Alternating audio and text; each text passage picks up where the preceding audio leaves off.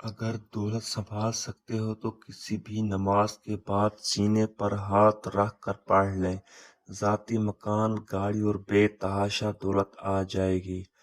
بسم اللہ الرحمن الرحیم۔ محترم ناظرین، آج کا جو قیمتی وظیفہ میں آپ کو بتانے جا رہا ہوں، جو خاص عمل میں آپ کے ساتھ شیئر کرنے جا رہا ہوں، اس وظیفے کی اتنی زیادہ برکت ہے کہ آپ کے بگڑے کام سمجھ جائیں گے۔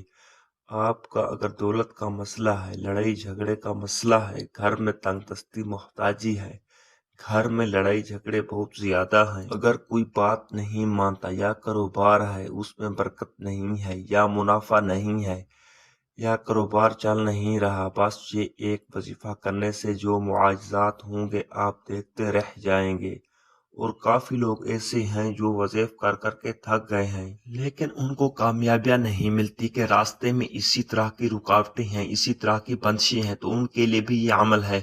وقت کی نزاکت کو مد نظر رکھتے ہوئے آئیے آج کے وظیفے کی طرف چلتے ہیں۔ آپ نے سب سے پہلے اعوذ باللہ من الشیطان الرجیم بسم اللہ الرحمن الرحیم پڑھنی ہے۔ یہ وظیفے کا حصہ ہے، آپ میں لازمی پڑھنی ہے۔ اس کے بعد آپ نبی کریم صلی اللہ علیہ وسلم کی ذات مبارکہ پر درود پاک پڑھنا ہے۔ درود پاک آپ کوئی سا بھی پڑھ سکتے ہیں، آپ صلی اللہ علیہ وسلم پڑھ لیں یا آپ صلی اللہ علیہ محمد پڑھ لیں، بہتر ہے کہ آپ درود ابراہیمی پڑھ لیں۔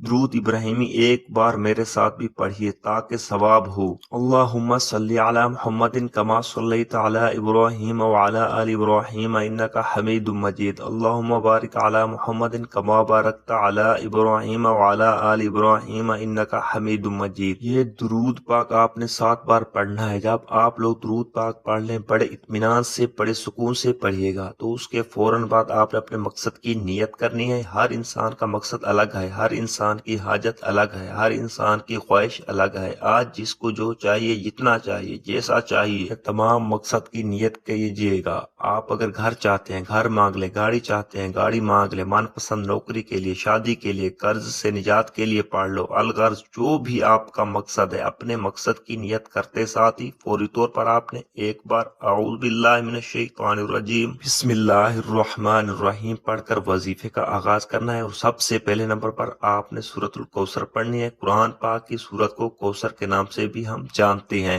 اسی سورت کو آپ نے کب پڑھنا ہے اور کیسے پڑھنا ہے، کتنی بار پڑھنا ہے، سب طریقہ بتاؤں گا انشاءاللہ۔ جب آپ اس وظیفے کو کریں گے تو سب پریشانی آپ کے اوپر سے دور ہو جائیں گی۔ اللہ پاک اسی صورت میں ہمیں یہ آگاہ بھی کر رہے ہیں کہ ہم غمگین اور اداس نہ ہوں، کیونکہ ہر مصیبت کے بعد آسانی ہوتی ہے۔ لہٰذا اگر کوئی اللہ تعالیٰ کے دین پر ایمان رکھتا ہے، اللہ تعالیٰ کے وعدوں پر کامل بھروسہ رکھتا ہے، اور اللہ تعالیٰ کے کلام اور رسول اللہ صلی اللہ علیہ وسلم کی ذات پر مکمل یقین رکھتا ہے، تو وہ مصیبت کے بعد آسانی ضرور دیکھے گا، اور اس کی زندگی میں تنگی کے بعد خوشحالی ضرور آئے گی۔ سورت کوثر کی تلاوت سماعت فرما لیں۔ بسم اللہ الرحمن الرحیم انا اعطیناک الکوثر فصل لربک وانحر ان شانئک ھو الابتر۔ آپ نے سورت کوثر کو صرف 21 بار سینے پر ہاتھ رکھ کر پڑھنا ہے، اچھی طرح پڑھنا ہے، اور جب آپ اس کو پڑھیں گے آپ کے ذہن میں آپ کے مقاصد ہوں، جو آپ کے لیے مشکلات بنی ہوئی ہیں، جو آپ کی حاجتیں ہیں، آپ یقیناً اسی نیت سے ہی کریں گے کہ آپ کے تمام مسائل دور ہو جائیں۔ آپ اب وہیں بیٹھے جگہ چھوڑیے بغیر دوسرے نمبر پر لا حول ولا قوت الا باللہ العلی العظیم پڑھنا ہے۔ میں پورے کام یقین سے کہتا ہوں کہ اس تسبیح کو ہر کوئی جانتا ہے۔ لا حول ولا قوت الا باللہ العلی العظیم کا مطلب حضرت عبداللہ بن مسعود رضی اللہ عنہ فرماتے ہیں کہ میں نے رسول اللہ صلی اللہ علیہ وسلم کے سامنے پڑھا تو آپ صلی اللہ علیہ وسلم نے فرمایا کہ اس کا مطلب جانتے ہو کیا ہے؟ میں نے عرض کیا کہ اللہ اور اس کے رسول اللہ صلی اللہ علیہ وسلم خوب جانتے ہیں۔ آپ صلی اللہ علیہ وسلم نے خود ہی ارشاد فرمایا اس کا مطلب یہ ہے کہ گناہ سے پھرنے کی طاقت نہیں مگر اللہ کی حفاظت سے، اور اللہ کی عبادت کرنے کی قوت نہیں مگر اللہ کی مدد سے، اور فرمایا جو بندہ ہر وقت استغفار کرتا رہتا ہے اللہ اس کی ہر مشکل آسان کر دیتا ہے اور ہر غم دور کر دیتا ہے، اور ایسی جگہ سے روزی دیتا ہے کہ جہاں سے اسی کا گمان بھی نہیں ہوتا۔ لا حول ولا قوت الا باللہ العلی العظیم ایک بار ہو گیا۔ لا حول ولا قوت الا باللہ العلی العظیم 2 بار ہو گیا۔ اسی طرح سے آپ ہاتھ کی انگلی پر پڑھ لیں، تسبیح کے دانوں پر پڑھ لیں۔ آپ نے 100 دانوں کی ایک تسبیح کرنی ہے، یعنی آپ نے 100 مرتبہ پڑھنا ہے۔ جب آپ یہ دونوں اعمال بتائے گئے طریقے سے پڑھ لیں، اس کے بعد آپ نے آخر میں وہی درود پاک پڑھنا ہے جو آپ نے عمل کے شروع میں پڑھا تھا۔ اس کے بعد آپ نے دعا کرنی ہے، سبحان اللہ یا رب کریم، یا اللہ آپ کو اپنی شان کریمی کا واسطہ ہم گناہ گاروں پر اپنے گھر کے دروازے بند نہ کر۔